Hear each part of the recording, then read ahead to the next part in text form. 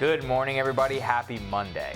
So lots going on. Jeffrey Epstein, billionaire who's friends with Trump, friends with the Clintons, many other very powerful people, is in jail this morning after having been arrested on new sex trafficking charges. Also, there's new polling out. We got to dig into that. And Tom Steyer may have changed his mind, maybe jumping into the race. Oh, God. All of that coming up today on Rising.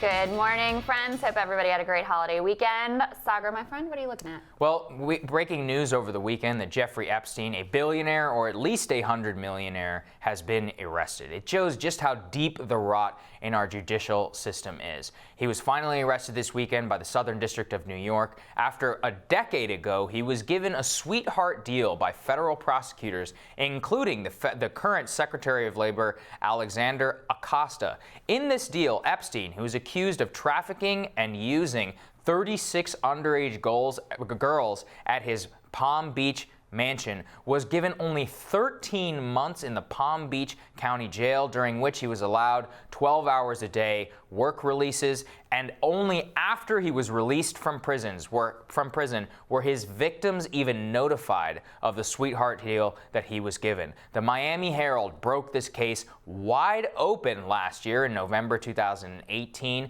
with an exposition of the deal and the backroom dealings between Acosta and so many of Epstein's powerful lawyers that they use in order to keep him safe.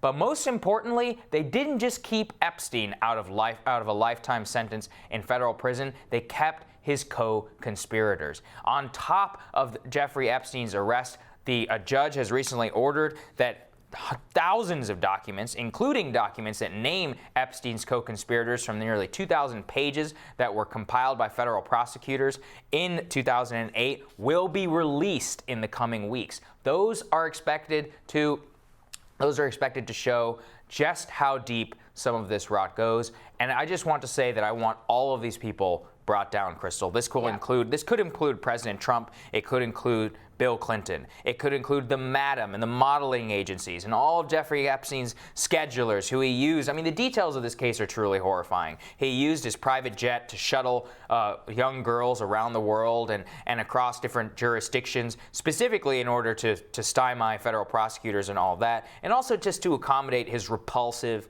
jet-setting, pedophile lifestyle. And this is one of those things where I just want to see every shred of document that there is. It is a miscarriage of justice this ever happened. Absolutely. It's disgusting that Alex Acosta is still serving as Secretary of Labor, even though he was the one that worked out the original sweetheart deal. And he needs to say something. He needs to say something. He hasn't explained himself at all, and there needs to be accountability there. But more to the point, this guy, Jeffrey Epstein, for so long, it seems like this was one of those basically open secrets. Everybody knew. I mean, Trump talked about how he had an affinity for young girls, right?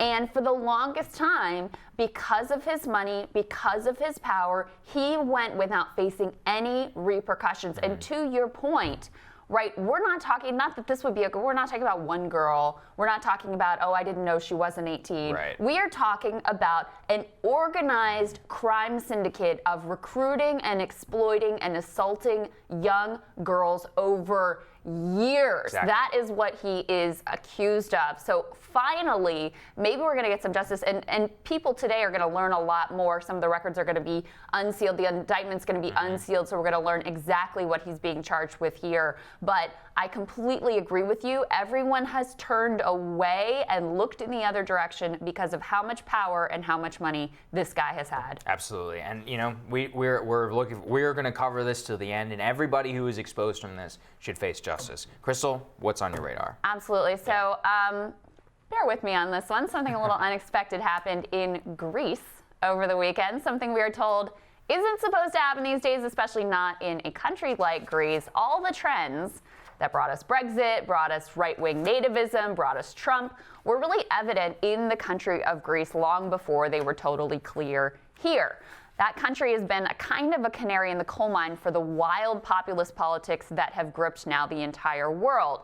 So you'll recall that in the wake of the 2008 financial crisis brought on by banksters here and around the world, the Greek economy crashed. It brought on the worst depression that an advanced nation has ever seen, worse than our own Great Depression back in the 20s and 30s.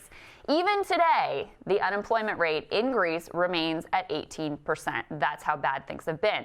At the time, the government and the public held a lot of debt, and because they were part of the Eurozone, they really didn't have control over their own monetary policy. So they had to go to the European Central Bank, the European Commission, the International Monetary Fund for a series of bailouts, and each of those bailouts came with draconian austerity measures, which only really made the crisis worse. So you had this massive economic collapse, and at the same time, Greece has also seen huge amounts of mostly Syrian refugees arriving on their shores, which of course has caused further political tension and strain and really overwhelmed their capacity to handle that influx.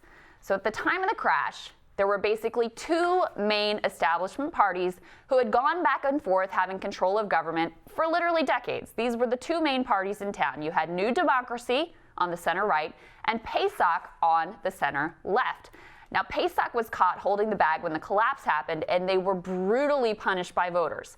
They went from literally being the top vote getter in the Hellenic parliament to literally not even existing in just a matter of years. That's how badly they were crushed. So the other party, New Democracy, that was the center-right party, they were handed control of government, but they soon lost control also to a brand new populist party of the left called Syriza, which actually means coalition of the radical left.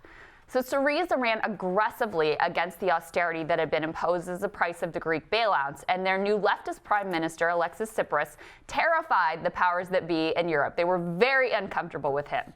But it wasn't just the radical left ascendant in Greece either. At the same time, a right-wing nativist fascist party called Golden Dawn was also gaining ground quickly, going from registering 0.3% in total votes for parliament in 2009, 0.3, to becoming the third largest vote getter in 2015 legislative elections. So a huge rise there.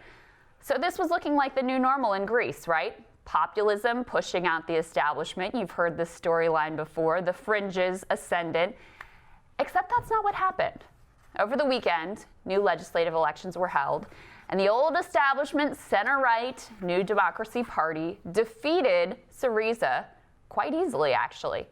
Meanwhile, that scary fascist right-wing party, Golden Dawn, couldn't even manage the 3% threshold that is required to enter parliament. They were crushed. Syriza itself under Tsipras has really morphed from being a radical left party to being a much more center-left party. Tsipras has molded himself as a sort of international statesman. He's quite at home now with the European establishment. They used to hate him. So what does all of this mean? I mean, obviously the trends could be just unique to Greece. Certainly there are very specific dynamics at play here. But maybe the whole political script that we've come to assume is playing out around the world isn't quite as set as it sometimes can feel. Maybe even facing economic stress and demographic change, the allure of the safe and familiar establishment holds power. And Saagar, you never want to make too much of these things, right? But to me, looking at these results and really digging into what happened, it made me think of the appeal of Joe Biden, an appeal which, frankly, I struggle to understand and do not myself share. But I think there's this sense that, you know, things have been so uncertain, they've been so chaotic. Here's a figure, right? Here's a party, here's a figure that at least we're comfortable with, and maybe we can just go back to that. Well, you laid it out really well, which is that they didn't just, they didn't choose the establishment candidate when things all went to hell. Right. What they went through a series of populist uprisings and austerity, and their society really was on the brink of collapse. And now, after some sort of settling a coalition, they're like, okay, maybe we can bring the establishment back into power. Yeah. I think that is a very interesting point. And it really could bear well for Joe Biden going into this election, especially if something in the economy changes for President Trump. Right, because, I mean, look, the economy in Greece is still not amazing. Yeah. 18% unemployment. It's terrible. But it is not nearly what it like was. 50, I mean, they were on the verge of collapse. It was complete disaster that they were staring down. And now they've got a little bit more stability, and it's like, okay, let's just go back to what we know. Well, we'll see. It's interesting. Very interesting trends to watch. Next up on Rising, The 2020 presidential race is in full swing as the candidates' campaign platforms take shape. One of the members of the Democratic field differs a bit from many of his rivals. We'll ask John Delaney why he doesn't want to decriminalize border crossings and why he doesn't believe that why he believes some of his opponents have hijacked Medicare. We speak with him when Rising continues.